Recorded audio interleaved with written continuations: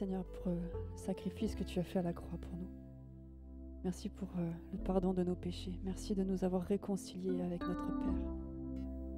Merci de nous avoir envoyé la personne du Saint-Esprit. Chaque jour, tu marches avec nous. Et nous voulons ce matin encore déclarer que l'Éternel règne et qu'il est majestueux. Pour ce chant, je voudrais vous inviter encore à vous lever. Parce que je pense que notre roi est digne à ce que nous nous présentions devant lui pour l'adorer. Les temps sont compliqués, les temps sont chargés. Les temps sont lourds, nous traversons des périodes compliquées. Mais l'Éternel règne. Il est majestueux. Amen. Ce matin, on va encore élever nos voix pour toi, Seigneur. L'Éternel règne, il est majestueux. L'Éternel règne, il est saint de force. L'Éternel règne, il est sur son trône pour la durée des temps, pour la durée des temps. Dieu est puissant dans les lieux célestes, ses témoignages sont véritables. La sainteté convient à sa maison pour la durée des temps, pour la durée des temps. Puissance et force sont dans son temple, devant sa face, toute est splendeur, famille des pères, rendez-lui gloire, pour la durée des temps, pour la durée des temps, pour la durée des temps, nous t'adorons, pour la durée des temps, nous t'exaltons, car tu es grand et digne de louange, éternel, tu as fait les cieux.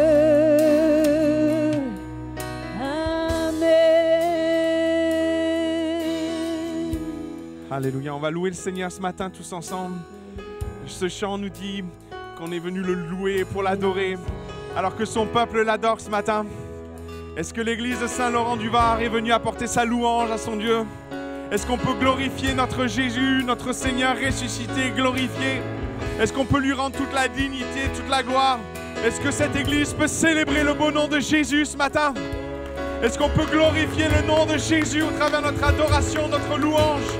Avec ta voix, avec tes mains, avec ton cœur, avec ton être. Jésus t'attend, il a rendez-vous avec toi, il a rendez-vous avec ta louange. Alors adorons Jésus ensemble ce matin. Alléluia.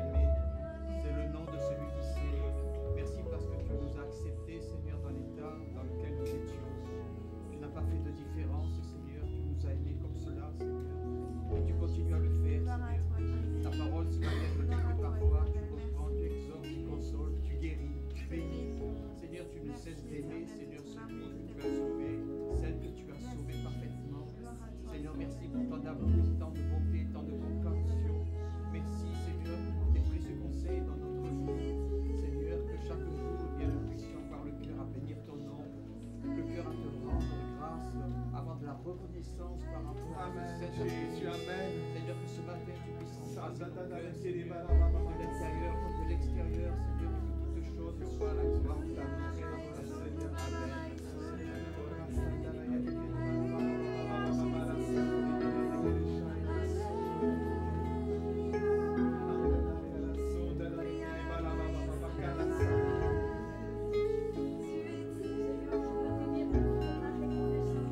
Seigneur, parce que tu m'as sauvé.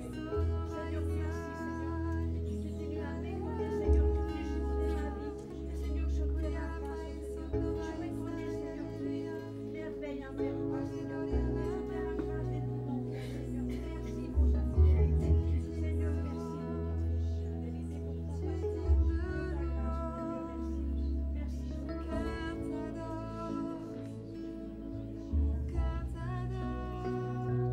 Merci,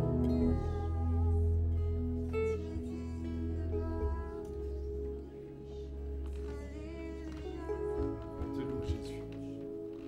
Nous te louons, Jésus. Nous t'adorons. Te bénissons. Tu es digne. Tu es digne d'être loué. Tu es digne d'être adoré. Tu es digne de recevoir non pas le bas de gamme de nous-mêmes, mais le meilleur de nous-mêmes. De notre temps, de notre consécration, de notre attention. Tu mérites tellement. Tu mérites tellement tout. Tu es digne, agneau de Dieu. Sois loué, sois glorifié, Jésus. Amen. Amen. Gloire à Dieu. Vous allez bien?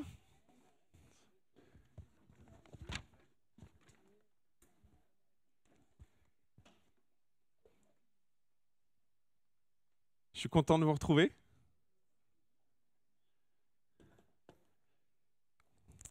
Vivre la Pentecôte. C'est tout un programme. On pourrait dire beaucoup de choses sur l'idée même de la Pentecôte. On pourrait parler d'une expérience. On pourrait parler de cette œuvre du Saint-Esprit qui, 50 jours après la Pâque, est venue sur l'Église, a rempli l'Église. Des langues de feu, ils se sont mis à parler des langues nouvelles. Certains comprenaient, d'autres pas.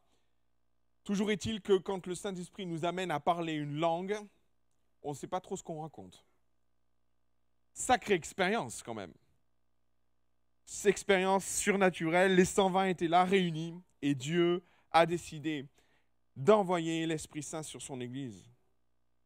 En effet, on pourrait parler d'expérience, on pourrait parler de manifestations particulières. La Pentecôte, c'est aussi tout ça.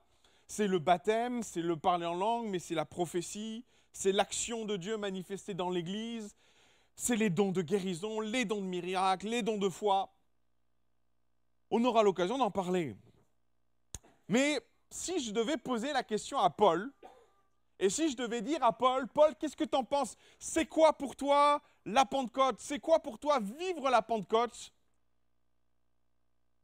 On pourrait être surpris de sa réponse parce que Paul a enseigné les dons spirituels, Paul a enseigné la Pentecôte, Paul a dit beaucoup de choses sur la Pentecôte, mais il y a un texte qui est une conclusion de Paul à l'église de Corinthe, deuxième épître aux Corinthiens, au chapitre 13, et Paul est en train de conclure sur l'église de Corinthe où il y a eu des problèmes, des difficultés, mais je vois plus cette fin d'épître comme une espèce de conclusion.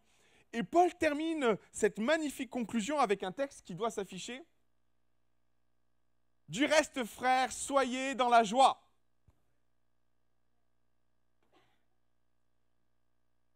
Il rajoute « perfectionnez-vous ». On est dans le renouvellement là, hein, on est d'accord, hein, ça continue. Voilà. « Consolez-vous, ayez un même sentiment, vivez en paix, et le Dieu d'amour et de paix sera avec vous. Amen. » J'aime bien ces textes très pragmatiques. Regardez. « Saluez-vous les uns les autres par un saint baiser. » Vous allez bien? Moi, je suis content, il y a moins de Covid, donc on peut se saluer vraiment. Hein, je sais pas si... Moi, j'en ai marre de balancer un point devant l'autre. Il est au ralenti, je suis d'accord. Hein, mais c'est pas super accueillant. Viens. Bon, bref, moi je suis content de retrouver le saint baiser. Et dans l'idée même du saint baiser, comprenez, hein, c'est pas juste on se fait la bise parce qu'il faut se faire la bise. Il y a la notion aussi derrière du saint baiser, il n'y a pas d'hypocrisie derrière. Quand je te salue, mon frère, ma sœur, c'est que j'ai envie de te saluer. Amen. Donc du coup, je vous attends tout à l'heure aux annonces, on va se saluer franchement. On y va. Parce qu'après, derrière, mes frères et sœurs, on veut bien voir l'application de la parole où on veut, hein. Mais là, cette histoire de saint baiser, ça apparaît 4 ou 5 fois dans les Écritures. Il faut se poser des questions, hein. Ok, je ne vais pas faire une doctrine là-dessus, il y en a déjà une. Tout va bien. Verset 13, tous les saints vous saluent. Il leur met une couche. Histoire qu'on soit d'accord, hein, il faut se saluer. On est d'accord. Verset 14, que la grâce du Seigneur Jésus-Christ, virgule, l'amour de Dieu, virgule, et la communication du Saint-Esprit soit avec vous tous. Et l'épître se termine ainsi. Moi, j'aimerais vous poser une question. Bien souvent, je ne sais pas ce que vous en pensez, mais je trouve que le plus important est à la fin. Je ne sais pas, quand on se dit au revoir, quand on a à se dire des choses, bien souvent, c'est à la fin qu'on se dit les choses, hein. Et comprenez cette épître comme une épître testamentaire, c'est-à-dire que c'est un peu le testament de Paul à l'église de Corinthe. Et quelque part, il faut comprendre que derrière les mots de Paul, il y a vraiment une volonté de laisser un message beaucoup plus profond qu'il n'y paraît. Et le dernier chapitre en particulier énonce des choses et des vérités. Que la grâce du Seigneur Jésus-Christ. De quoi Paul est en train de parler là? Quand il dit la grâce. Une idée? Ouais, le pardon des péchés. Mais je vais dire plutôt la croix. Ça y est, il est tombé. Que la grâce. Et quand Paul fait référence à ça, en effet, il fait référence au pardon des péchés, mais de façon très globale, il fait référence à l'action de Jésus manifester le cadeau que Jésus nous a fait. Oh, merci beaucoup. Que Jésus nous a fait, cadeau extraordinaire de mourir sur la croix pour le pardon de nos péchés. En effet, c'est ça dont il fait référence. Et notez toute l'importance qu'il y a derrière, parce que sans la croix, il n'y a rien en fait. Donc, quand Paul parle de la grâce, on est d'accord, il fait référence à l'œuvre manifestée de la croix, le don parfait de Christ qui nous offre le salut, la rédemption, les portes des cieux. Oui, c'est important. Regardez ce qu'il dit après. L'amour de Dieu, et là il fait appel à agapé. Amour sans quoi on ne tiendrait pas. C'est bien parce que Dieu nous a aimés qu'il a envoyé son Fils et on est dans des fondamentaux. Nous avons un Dieu d'amour. Et il le rappelle, le Père est un Dieu d'amour. Il rappelle des éléments fondamentaux. Et il termine par une chose qui peut-être peut nous déconcerter. Il termine « Et la communication du Saint-Esprit soit avec vous tous. » Et il termine « Amen. » Je vous avoue que communication, moi, ça m'a un peu... c'est Facebook, Instagram. Aujourd'hui, quand on parle de communication, on est dans ces éléments hein, de référence. Mais je vous rassure, hein, on ne parle pas du tout de ça, le Saint-Esprit. En tout cas, ce que Paul cherchait à mettre en avant, et bizarrement, ce n'est pas tant les dons spirituels, parce que derrière, on pourrait penser que Dieu est en train de parler des dons spirituels. Non, parce que le mot qui est derrière communication pourrait être employé de façon différente. Et là, et en fonction de vos versions, vous pourriez avoir un autre terme. Qui a une autre version de communication? Communion. Est-ce que quelqu'un a autre chose? Ouais. Oui, comme union. On est dans le même registre. Est-ce que quelqu'un a une autre version? Pardon? Contact. Oui, ça peut en faire partie.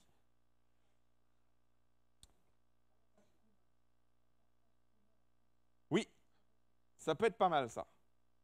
Clairement, le mot qui est employé en grec, c'est koinonia. Vous avez déjà entendu parler de koinonia? C'est un joli nom. C'est un joli mot. Il y a un groupe de musique qui s'appelle Koinonia, d'ailleurs, chrétien.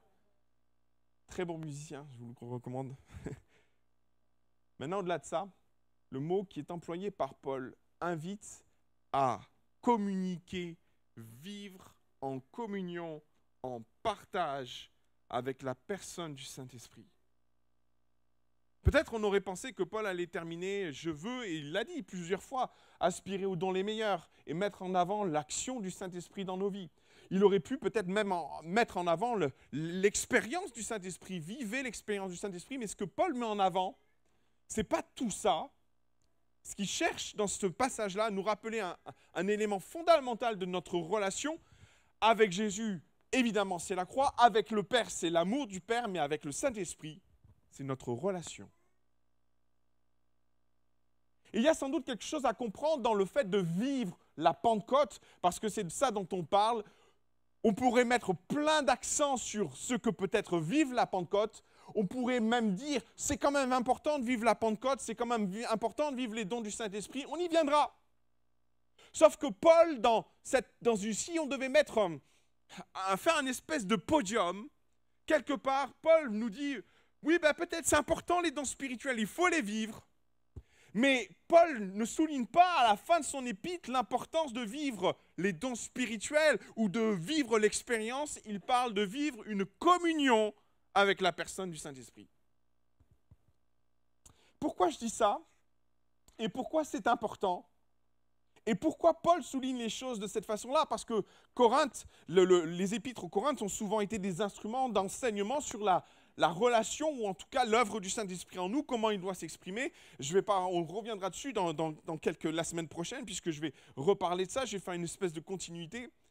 Mais Paul assoit dans une espèce de chronologie de dire, oui, vive la Pentecôte, c'est bien, dans son grand ensemble, mais n'oubliez pas ce qui est essentiel derrière tout ça, derrière les manifestations, derrière l'expérience, c'est notre relation avec l'Esprit Saint. Ce qu'on vit dans cette communion particulière. Et Paul a tellement de choses à dire, et nous, on a tellement d'éléments à comprendre derrière cela, parce qu'aujourd'hui, on peut aspirer à vivre la Pentecôte, et je prie que nous aspirions à vivre la Pentecôte, mais ça ne se fera jamais sans vivre préalablement quelque chose avec la personne du Saint-Esprit. Et c'est sans doute ce que Paul laisse sous-entendre dans cette espèce de conclusion, dans cette espèce de testament qu'il laisse. Parce qu'on est en droit de se poser les questions de fond sur ce que nous vivons avec la personne du Saint-Esprit. Percevons-nous toujours le Saint-Esprit comme une personne? J'aimerais venir sur plusieurs points et on va avancer, excuse-moi Thierry. Dans Jean chapitre 14, verset 16, qui est peut-être le texte clé de ce que j'ai à cœur de vous partager ce matin, c'est Jésus qui parle à ses disciples, « Et moi, je prie le Père, et il vous donnera un autre consolateur, afin qu'il demeure éternellement avec vous. » Et j'aimerais venir avec des subtilités de ce texte, ou des subtilités de compréhension qui m'amènent à dire pourquoi Paul a besoin de souligner l'importance du relationnel avec la personne du Saint-Esprit avant de souligner tout le reste. Il aurait pu conclure avec d'autres éléments sur la personne du Saint-Esprit, sur ce qu'on est appelé. Non, Paul souligne l'importance de la communion avec lui. Et je pense, j'aimerais nous donner des raisons pour lesquelles Paul a besoin de souligner cette importance. Parce que dans notre compréhension, dans notre cheminement, le Saint-Esprit est beaucoup de choses. Qu'en pensez-vous? On pourrait les détailler ensemble. Le Saint-Esprit, c'est un feu. Le Saint-Esprit prend l'apparence d'une colombe. Le Saint-Esprit est un vent. Le Saint-Esprit est défini souvent sous la forme de choses, sauf que Jésus, quand il parle du Saint-Esprit pour les premières fois à ses disciples, il en parle comme une personne. Et je trouve intéressant de souligner ces aspects-là. Si tu veux, on avance sur le premier point. Et il est défini, il est présenté comme le consolateur, titre qui est attribué non pas à une chose, mais à une personne. Aussi, quand nous espérons et nous souhaitons et nous aspirons vivre la Pentecôte, mes frères et sœurs, il est un schéma de pensée qui peut nous traverser l'esprit parce que nous sommes nourris de compréhension de la personne du Saint-Esprit. Nous sommes nourris aussi des interprétations ou des références que nous avons de la personne du Saint-Esprit, sauf que les disciples, le jour de la Pentecôte, ils ne s'attendaient pas à vivre une chose, ils s'attendaient à rencontrer une personne. C'est important de comprendre ça. Parce que pour vivre ce qu'ils vont vivre, ils ne s'attendaient pas à un feu. Ils ne s'attendaient pas non plus à une effusion comme un vent violent. Ils ne s'attendaient pas du tout à ça. Jésus leur a dit, quelqu'un va venir. Et c'est important de comprendre les positionnements de notre cœur par rapport à la personne du Saint-Esprit. Pourquoi je dis ça? Parce que de façon très subtile, dans les mots que nous employons, dans les mots que nous lisons, bien souvent, la personne du Saint-Esprit est définie non pas comme une personne, mais comme une chose. Et dans quelle mesure la sémantique des mots que nous employons vient travailler nos cœurs et nous amène à ne pas percevoir les choses comme nous devons les percevoir. Ne nous amène pas à percevoir la personne du Saint-Esprit comme nous devons la percevoir, parce que le Saint-Esprit est pleinement une personne. Je prêche à des convaincus, là. J'invente pas le fil à couper le beurre, là, dans la théologie de ce que je vous enseigne. On est tous d'accord. Mais jusqu'où ça va? Jusqu'où va notre compréhension que le Saint-Esprit est bien une personne? Quand on prend différentes définitions de ce qu'est la personne du Saint-Esprit, et vous en conviendrez, c'est une personne qui a sa propre volonté. Romains chapitre 8, verset 27. Elle a sa propre façon de penser. 1 Corinthiens chapitre 12, verset 11. Elle a des émotions. Ouh! Et je vais aller plus loin. Romains, elle a des émotions. Romains chapitre 15, 30, Galates chapitre 5, verset 22, Éphésiens chapitre 4, verset 30. On peut donc l'attrister. Éphésiens chapitre 4, verset 30. Ça vous a jamais interpellé que Jésus dise « Tous les péchés vous seront pardonnés, sauf un ». En gros, on peut dire n'importe quoi sur Jésus, on peut dire n'importe quoi sur le Père, mais alors le Saint-Esprit, on n'y touche pas. Moi, j'en viens à penser que des trois, le plus sensible, c'est le Saint-Esprit.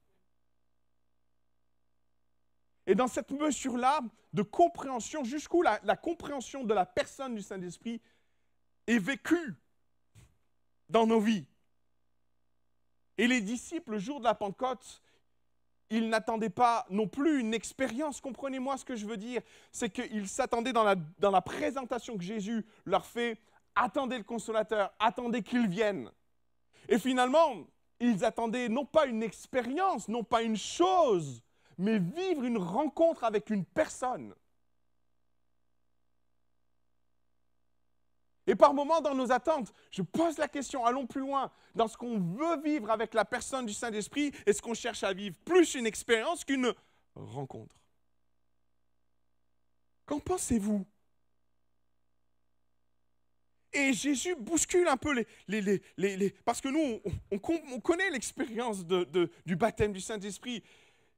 Mais Jésus, dès le départ, pose les paradigmes de ce qu'on est appelé à vivre. C'est une relation. Et Paul le dit, un koinonia.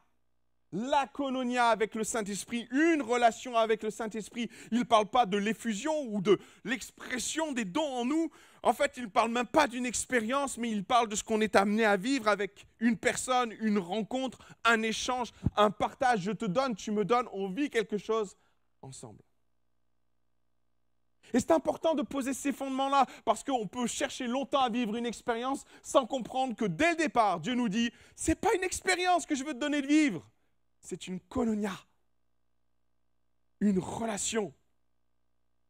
Et c'est aussi vrai, c'est tellement vrai cette histoire de relation, parce que quelque part dans nos vies et dans notre compréhension des choses, Jésus le dit, il parle déjà d'une personne, il parle de cette personne, et c'est mon deuxième point qui va venir. Aussi, il s'attendait, il viendra, le Paraclète viendra à vous. Il parle donc d'une rencontre où la personne vient à nous.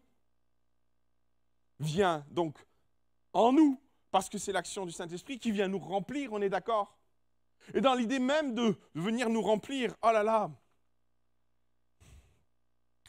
il est un schéma de fonctionnement entre le monde des ténèbres et le monde de la lumière qui pourrait s'apparenter, ou on pourrait penser que on est appelé à vivre sensiblement les mêmes choses, mais mes frères et sœurs, dans le monde des ténèbres, quand le diable prend possession de quelqu'un, c'est pour lui nuire, c'est pour le détruire, c'est pour s'emparer de lui, c'est pour le manipuler, le maîtriser. Mais quand le Saint-Esprit vient en nous, mes frères et sœurs, il fait entièrement avec nous. Il ne s'impose pas à nous. Et par moments, dans ce qu'on veut vivre avec la personne du Saint-Esprit, on attend une expérience qui va venir nous bouleverser. Non, en fait, le Saint-Esprit marche avec nous, nous accompagne. Et quand Dieu permet que nous vivions le baptême du Saint-Esprit comme il veut que nous le vivions, ce n'est pas en nous bousculant, en allant contre nous, contre notre attitude. Par moments, mes frères et sœurs, le Saint-Esprit peut s'exprimer de tellement de façons différentes d'une personne à l'autre. Par moments, même on a peur. Ah Seigneur, tu as vu visiter ce frère ou cette sœur? Ouh, ça nous bouscule un petit peu. Mais je vais vous rassurer, c'est juste le Saint-Esprit qui rentre dans un cœur et dans une vie et qui se colle à ce que la personne est. Et par moments, la personne du Saint-Esprit peut s'exprimer de façons différentes. Et on vivra tous des baptêmes dans le Saint-Esprit différents. Certains seront explosifs parce que nous avons par moments des personnes qui sont très émotives et qui sont expressives dans ce qu'elles vivent. Mais t'inquiète pas, le Saint-Esprit ne t'amènera pas sur le terrain de ce que tu n'es pas. Amen. Tu as rendez-vous avec la personne du Saint-Esprit. Et le baptême du Saint-Esprit, c'est avant tout le rendez-vous avec celui que Jésus nous a envoyé. Mais permettez-moi d'aller plus loin, parce que ce n'est pas que ça. Et c'est mon troisième point, parce que Jésus parle, lui, je vous enverrai, j'aime bien, un autre paraclète. Et c'est vrai que dans les versions bibliques, et c'est là que moi je suis un peu mitigé, quand Jésus dit un autre, c'est qu'il y a eu un premier. Qui était qui? On est d'accord. Le premier paraclète dans l'histoire, c'est Jésus. Donc on est dans une continuité de ce que Jésus est en train d'entreprendre. On l'a vu avec les disciples d'Emmaüs. Jésus avait une crainte dans cette bascule où Jésus a passé 3 ans avec ses disciples, à les accompagner, à marcher avec eux spirituellement. Et 3 ans plus tard, à la fin de son ministère, Jésus a une crainte. C'est cette bascule spirituelle où moi j'ai marché avec vous. Et d'entrée de jeu, Jésus se pose la question, Seigneur, Père, toi qui sais toutes choses, il y a peut-être quelque chose à faire de différent. Et si je ne suis plus là physiquement, je serai là donc spirituellement avec eux. Merci Seigneur. Et là, la notion de paraclète, parce qu'en fonction des traductions aussi, on peut aller plus loin. Jésus n'est pas qu'un consolateur. C'est là aussi que ça me pose problème. Parce que Jésus se présente comme un consolateur, les traductions parlent de consolateur. Oui, c'est une définition du paraclète. Mais quand Jésus parle, tu enverras un autre paraclète, Jésus ne se positionne pas dans ce texte en tant que consolateur, on est d'accord. Jésus n'est pas en train de... Il a accompagné ses disciples. Il a été un compagnon de marche avec ses disciples. Mais sans doute que Jésus a consolé. Mais ce n'est pas le premier attrait de Jésus qu'il faut comprendre dans ce texte. Quand Jésus dit « il enverra un autre paraclète », il fait référence à la définition même de ce qu'est Jésus à ce moment-là précis. Il est celui qui marche avec. C'est les termes paraclète, ça veut dire à côté, appelé à être à côté. OK? Et c'est ça la définition. Supprimer consolateur, ce n'est pas l'idée. C'est l'idée, j'ai été un temps appelé à être à côté de vous. Maintenant, il est avantageux pour moi que je m'en aille parce qu'il y en a un autre qui est appelé à être à côté de vous. C'est ça que ça veut dire. Et dans cette dynamique-là, il faut bien comprendre ce que ça sous-entend. Jésus est dans la crainte de laisser ses disciples. Aussi, Jésus a trouvé, excusez-moi, je vais vous choquer, mais il a son remplaçant dans l'histoire. C'est ça que Jésus est en train de dire à ses disciples. Il est en train de dire, je m'en mets, mais vous inquiétez pas, il y a mon remplaçant. Et il fera un meilleur boulot que moi parce que lui, il pourra être partout.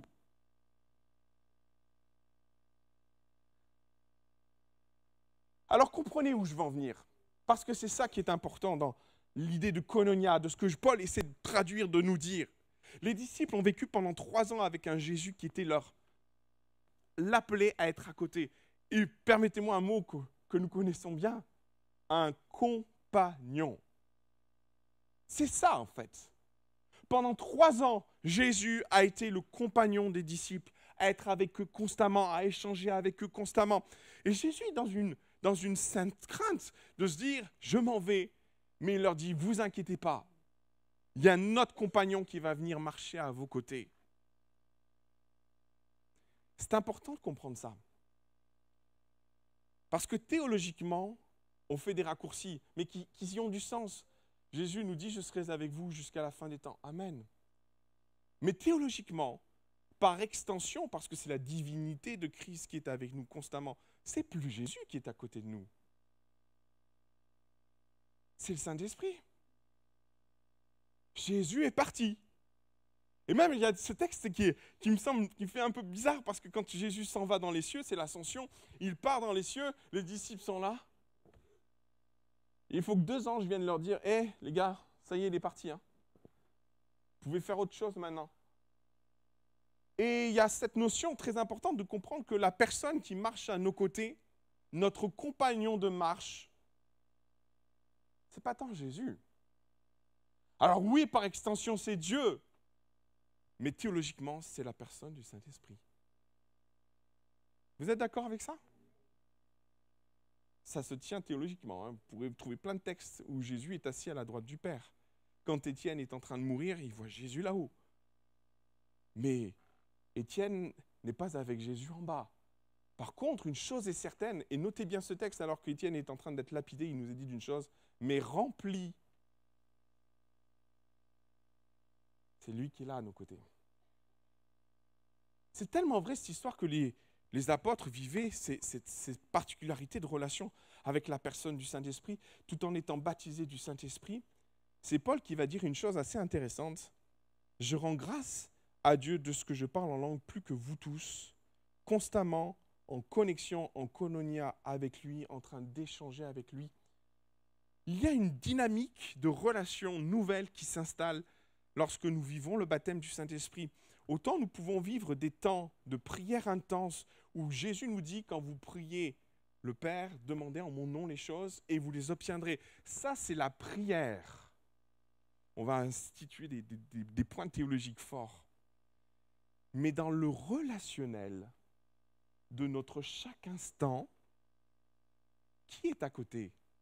Avec qui tu parles? Alors, oui, par moments, on s'adresse à Jésus. Mais je pourrais te dire que la personne qui est à côté de toi, en fin de compte, c'est la personne du Saint-Esprit. Et c'est ce que Jésus a voulu. Il est avantageux pour moi que je m'en aille pour que vous viviez le compagnonnage du Saint-Esprit de chaque instant. C'est important ça. Et Paul l'avait compris parce qu'il vivait dans cette perpétuelle relation avec la personne du Saint-Esprit. Et moi, j'aimerais nous sensibiliser sur l'importance dans notre quotidien, dans notre marche spirituelle. Tu peux avoir des temps avec le Seigneur le matin, mais finalement, là où le Saint-Esprit devient très pertinent, c'est quand on fait de lui notre compagnon de chaque instant. Et ça a du sens pour tout le reste. Parce que quand on est connecté à la personne du Saint-Esprit, c'est là que, par moments, le Saint-Esprit nous met des choses sur notre cœur. Et qu'on vient exercer les dons spirituels par moments sans même le savoir. Parce qu'on a une pensée, il y a quelque chose qui vient sur notre cœur. Et sans doute, Paul avait compris que c'était au travers de la koinonia qu'il vivait, cette relation qu'il vivait avec la personne du Saint-Esprit, qu'il vivait certains dons. Aussi, moi, je voudrais, en préambule de ce qu'on va dire la semaine prochaine, avant de chercher les dons, cherche la koinonia. Avant de chercher les dons, cherche la koinonia. Et par moments, on est dans ces aspirations à vivre les dons spirituels, ce que je respecte. Et Paul le dit d'ailleurs, aspirez tous aux dons les meilleurs. Amen. Mais ça ne sera pas sans koinonia. Ça ne sera pas sans se permettre de vivre une relation. Maintenant, j'aimerais vous laisser un autre exemple. Et je pense que vous voulez bien que j'emploie ma femme, qui ne s'attend pas du tout à ce que je vais faire. Viens, ma chérie.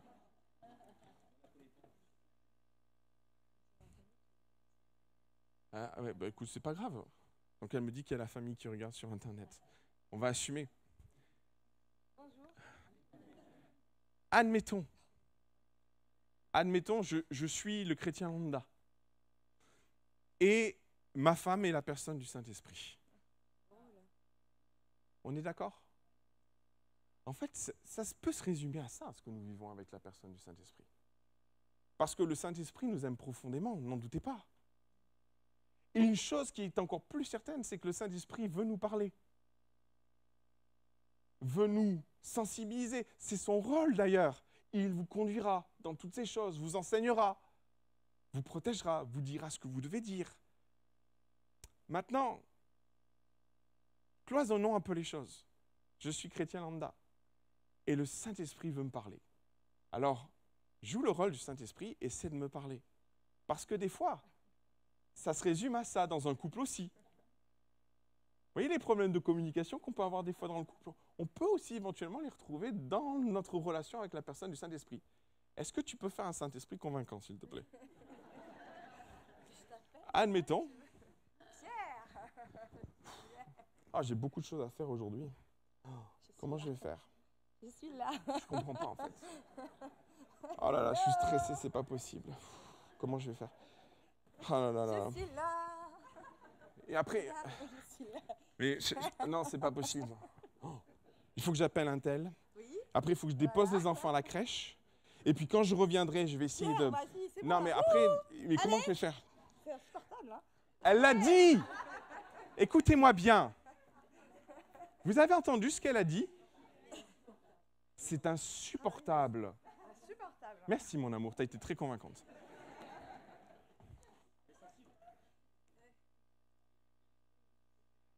Pourquoi je fais ça? Parce qu'il y a certaines théories qui avancent que dans Dieu, la Trinité, vous avez le Père, vous avez le Fils, le Saint-Esprit. Il faut m'arrêter, mais le Saint-Esprit féminin. Ah ouais, hein? Et ça, peut-être, nous donne aussi de comprendre certains aspects de qui est Dieu, de comprendre comment nous, dans ce que nous sommes faits à l'image de Dieu. Et pourquoi il y a peut-être une sensibilité, mesdames, qui n'est pas exacerbée chez vous, mais il y a une sensibilité particulière, mais qui n'est pas le fruit de ce que vous êtes, mais de ce qui vous a inspiré et de ce que vous êtes. Et dans ce que l'on vit avec Dieu, dans le relationnel de ce que l'on vit avec Dieu, est-ce qu'on n'est pas des fois un peu comme ça? Et le Saint-Esprit, sans doute, je peux te le dire, si on avait des yeux pour le voir, peut-être le Saint-Esprit serait autour de nous, constamment en train de nous interpeller et nous prie dans les tumultes de ce que nous sommes et dans les vies que nous cloisonnons. Comprenons une chose et une réalité, c'est que Dieu, le Saint-Esprit, est là pour faire décloisonner tout ça. Amen. Parce que le Saint-Esprit est fait, est venu vers nous. Cette personne est là pour être à nos côtés, notre compagnon de route. Et dans cette démarche-là, quand tu es en voiture, et que peut-être le gars ou la dame qui est en face de toi t'énerve, mon frère ou ma soeur, pense qu'à côté de toi, le Saint-Esprit est là. Et qui plus est, dans la finité, dans la sensibilité qui est la sienne, on comprend mieux pourquoi on peut l'attrister. On comprend mieux pourquoi on peut le... T'as dit quoi? C'est insupportable. Elle a dit une chose tellement vraie. Si on part du principe que le Saint-Esprit est là pour être notre compagnon, combien de fois nous avons rendu dans le cœur du Saint-Esprit cette situation insupportable parce que nous cloisonnons notre relation, nos temps avec Dieu. Oui, on est appelé à vivre des temps de prière. Oui, on est appelé à vivre nos temps spirituels avec le Seigneur. Mais une fois que la porte est claquée et que le boulot commence, quelle place a le Saint-Esprit là-dedans? Je vous pose la question. Et combien de fois on a rendu cette situation, ce temps de partage avec lui insupportable parce qu'on ne lui laisse aucune place? Mais j'aimerais vous dire une vérité. Je crois profondément que l'exercice du don spirituel n'est pas appelé quand nous décidons de faire le bypass en fait. C'est peut-être ça aussi le problème. Qu'en pensez-vous? Jésus va dire, le Saint-Esprit souffle où il veut, il va d'où il va et puis il va où il va. Il y a une notion très importante qui est associée avec la vie de l'Esprit. Tu ne commandes pas la vie de l'Esprit dans ta vie, tu la cloisonnes pas. Et on comprend que dans le relationnel que Paul vivait avec la personne du Saint-Esprit, il parlait beaucoup en langue parce qu'il avait compris qu'à un moment donné, s'il voulait voir l'expression des dons spirituels et la manifestation des dons spirituels, ça devait passer par une connexion particulière. Alors Paul, c'était un ministère, je vous l'accorde. Et on n'est pas tous appelés à vivre la même koinonia, évidemment. Mais j'aimerais nous encourager à quelque part l'entretenir un peu plus. À peut-être prendre plus de temps dans le parler en langue. Et par moments, c'est dans notre voiture. Par moments, c'est dans nos activités de tous les jours. Parce que c'est là que le Saint-Esprit prend tout son sens, dans ce compagnonnage. Vous voyez la différence entre les temps de prière initiés que nous pouvons avoir et cette volonté de faire du Saint-Esprit ce compagnon de chaque instant. Koinonia. Et de se rendre compte qu'au travers de cette capacité que nous pourrions avoir à échanger avec cette personne du Saint-Esprit, dans les choses simples par moment de la vie, dans l'idée même d'être dans ce compagnonnage, si par moment il y a des choses qui viennent assombrir notre cœur, ça vous arrive ça? Est-ce qu'il n'y a que moi à qui ça arrive d'avoir des soucis? Ça ne vous arrive pas? Et vous savez quoi? Dans ces moments-là, parle en langue. Parle en langue. Laisse pas les soucis emprisonner ta foi. Laisse le compagnon. Laisse la personne qui est appelée à être à tes côtés prendre toute la place, toute l'amplitude qu'il a besoin de prendre à tes côtés. Laisse-le prendre, laisse-lui prendre la place, laisse-le vivre, laisse-le s'exprimer dans ce que tu vis dans ton quotidien, dans tes contrariétés, dans tes problématiques, dans ton souci de trajet. En fait, Jésus était là pour ses disciples, dans leurs problèmes, dans leur quotidien. Comprenez, quand Jésus était avec eux, il n'était pas qu'un enseignant, il était à leur écoute, mais aussi il prenait soin d'eux. Il était en effet ce consolateur. Peut-être il a pris soin de ses disciples quand certains pleuraient. Il a été là, mais il n'est pas que consolateur. Il est compagnon de marche. Et finalement, le désir du Saint-Esprit, c'est de prendre place dans toute ta vie. Dans les petits compartiments, dans les grands compartiments.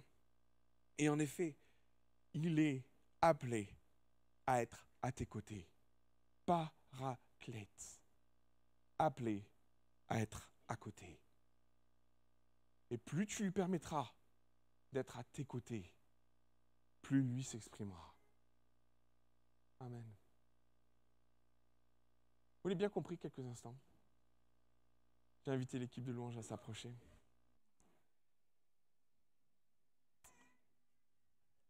Alléluia.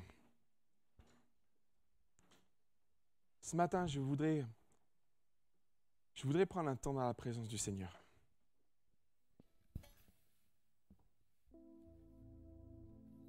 Et j'aimerais que nous puissions appeler celui qui est appelé à être à nos côtés, à prendre plus de place. Notamment en réalisant que le Saint-Esprit n'est pas une chose, mais ça tout le monde l'avait compris. Mais en comprenant aussi que dans ce que nous sommes appelés à vivre avec lui, il y a une dimension encore plus profonde. Ce n'est pas qu'une expérience, le Saint-Esprit. C'est avant tout une communion. Et c'est ce que Paul laisse dans son testament à une église de Corinthe, où il leur a prêché les dons spirituels, mais où il termine en conclusion. Tout ça, c'est rien s'il n'y a pas la communion que tu es appelé à vivre avec la personne du Saint-Esprit. Aussi, vivre la Pentecôte, ce n'est pas que vivre une effusion du Saint-Esprit, ce n'est pas vivre qu'un parler en langue, que l'expression des dons spirituels.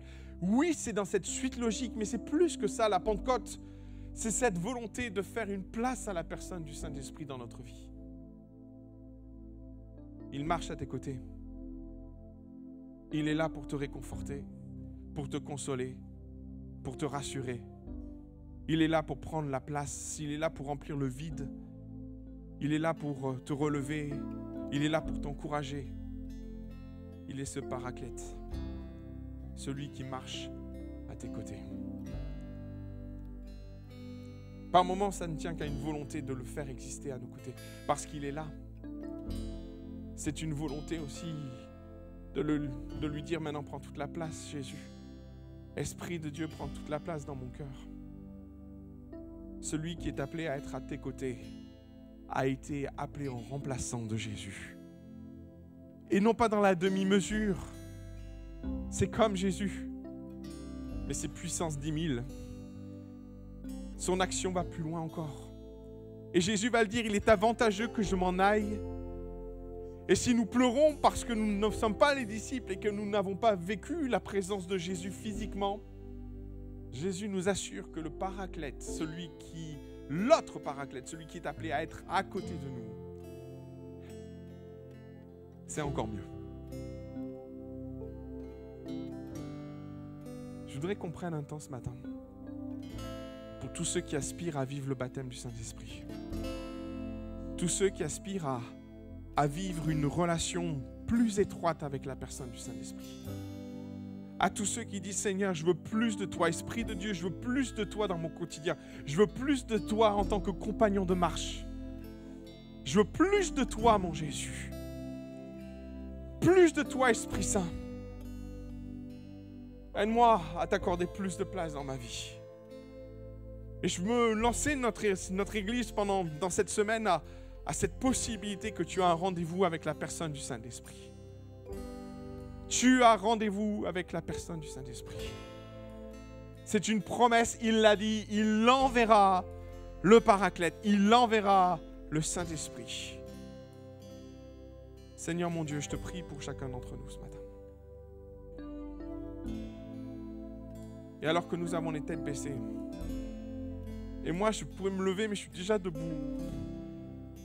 Seigneur, j'aspire à vivre plus de ta personne, Esprit Saint, dans ma vie. Je voudrais t'encourager à dire ce matin, je veux plus de toi en te levant. Plus de ta personne dans ma vie. Plus de cette koinonia avec toi. Plus d'interaction avec toi. Où je te parle et où tu me parles. Plus de partage avec toi. Où Seigneur, je t'ouvre mon cœur, Esprit Saint, et où toi, tu partages, tu assois les choses au plus profond de mon être. Plus de toi, Esprit de Dieu, dans mon cœur. Plus de l'Esprit Saint dans ma vie. Comme une prière ce matin, manifeste ton désir de dire Jésus, je veux plus de toi. Et alors que nous sommes debout dans sa présence, je voudrais t'encourager à commencer à prier et à dire Jésus, plus de toi. Plus de toi dans ma vie, Jésus. Plus de toi, Esprit Saint, dans ma vie. Aide-moi à ouvrir mon cœur. Aide-moi à faire une place à mes côtés. Parce que c'est bien souvent le problème, c'est que nous ne faisons pas de place à ce compagnon de marche. Fais une place à ce compagnon. Fais une place à celui qui veut cheminer avec toi.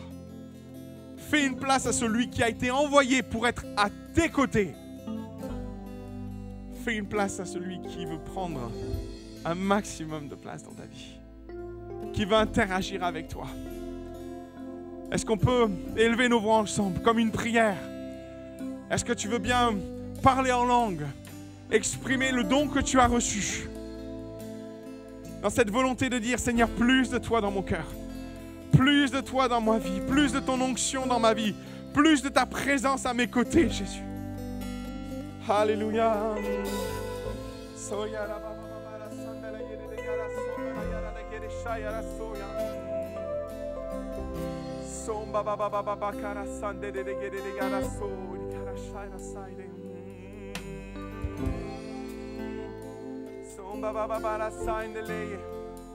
Ouvre ta bouche.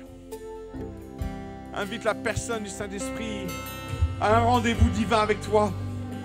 Peut-être aspire à être baptisé du Saint-Esprit, à vivre la Pentecôte. Aspire à vivre une rencontre plus qu'une expérience. Prends rendez-vous avec la personne du Saint-Esprit. Alléluia. Que cette semaine soit une semaine de victoire dans ta vie. Où le Saint-Esprit va t'inonder. Peut-être c'est un renouvellement dans la puissance du Saint-Esprit. Peut-être tu as mis sous cloche l'expression des dons spirituels. Que le compagnon de marche reprenne place à tes côtés. Que le paraclète, celui qui a été appelé à être à tes côtés, reprenne toute sa place. Au nom de Jésus. Au nom de Jésus. Sorabababababa sangeleya. Sondaraya da de kele barabababababa sonda da de yegele shayara so. Sandaraya da chikele so.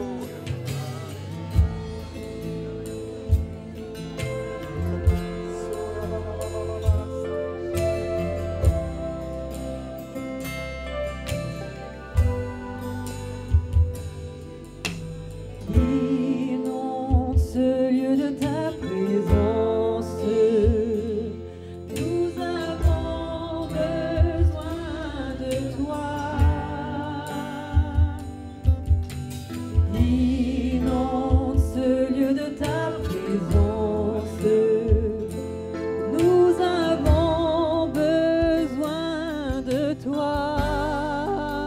Viens, viens, esprit de révélation, souffle sur nous, souffle sur nous. Viens, viens, esprit de révélation, souffle sur nous, souffle sur nous. Viens, déclare-le.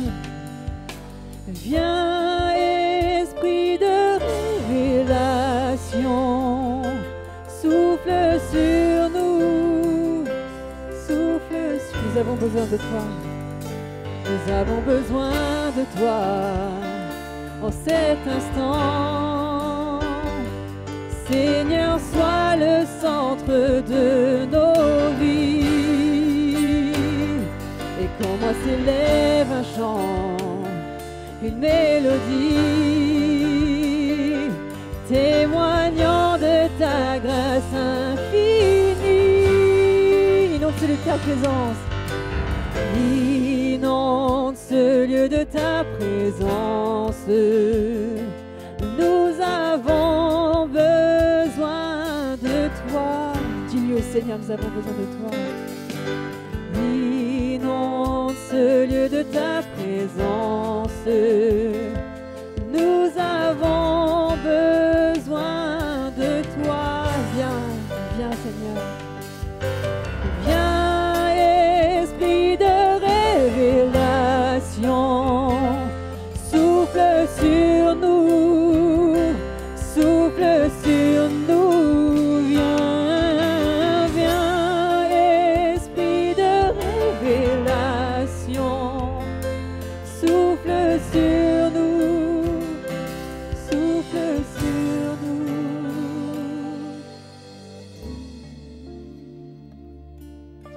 Alléluia. Je voudrais qu'on aille plus loin, vous voulez bien? Je voudrais qu'on prie pour ceux qui ont besoin de recevoir le baptême du Saint-Esprit, le renouvellement dans le Saint-Esprit. Ceux qui ont cette aspiration de dire « Je vais aller plus loin avec la personne du Saint-Esprit ce matin ». Et Paul va dire à Timothée, alors que Timothée vit sans doute des combats intérieurs, tu as reçu un don, ne laisse pas mourir. Don que tu as reçu par l'imposition des mains. Je crois qu'il y a des choses qui doivent se vivre dans l'action du Saint-Esprit au travers de l'imposition des mains. C'est biblique, c'est théologique. Et je voudrais qu'on puisse prier pour ceux et celles qui le souhaitent ce matin. Qui ont un cœur, qui ont soif de vivre les choses d'en haut. Qui ont soif de vivre la personne du Saint-Esprit en eux. Et je ne parle pas d'expérience. Je parle juste de koinonia. Parce que la communion avec la personne du Saint-Esprit, c'est ce qui va ouvrir toutes les portes. Et ce matin, on a besoin de parler de koinonia avec la personne du Saint-Esprit. Et je voudrais t'inviter, toi ce matin qui a besoin et qui aspire à ça, à t'approcher, venir sur le devant. On va prier pour toi. On va imposer les mains sur toi. Et j'ai demandé à M. Ricon, à Nadine et Jean-Philippe de s'approcher pour venir prier avec ceux qui en ont besoin ce matin. Je voudrais que tu prennes la liberté de venir maintenant. Viens. Viens mon frère, ma soeur, viens. Il y a un rendez-vous avec le Seigneur. Il y a un rendez-vous avec la personne du Saint-Esprit. Il n'y a pas un rendez-vous avec une expérience. Il n'y a pas un rendez-vous avec une chose, un feu, une colombe. Il y a un rendez-vous avec une personne. Jour de la Pentecôte, les disciples avaient rendez-vous avec la puissance du Saint-Esprit. Alléluia. Venez, venez. Approchez-vous. On va vous imposer les mains. On va demander au Saint-Esprit de venir vous visiter et vous remplir. Alléluia.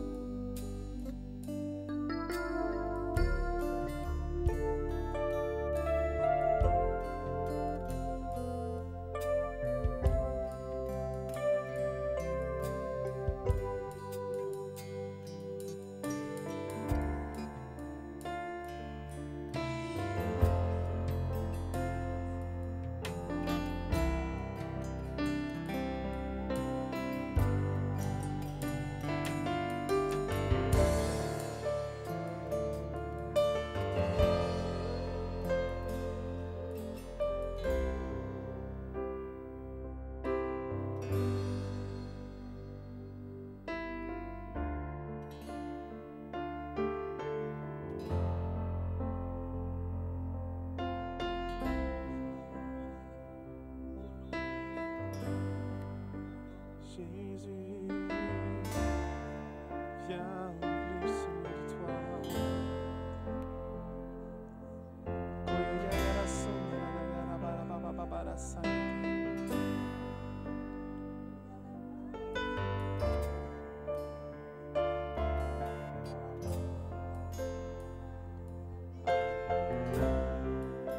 Amen. Alléluia. Merci Seigneur, parce que tu ne nous as pas laissés orphelins, mais tu as placé à côté de nous le Paraclète, celui qui est à nos côtés. Merci pour ta présence Esprit Saint. Merci d'avoir été envoyé à nos côtés pour être notre compagnon de marche. Merci mon Dieu d'avoir tout prévu d'avance et de nous avoir donné cette koinonia,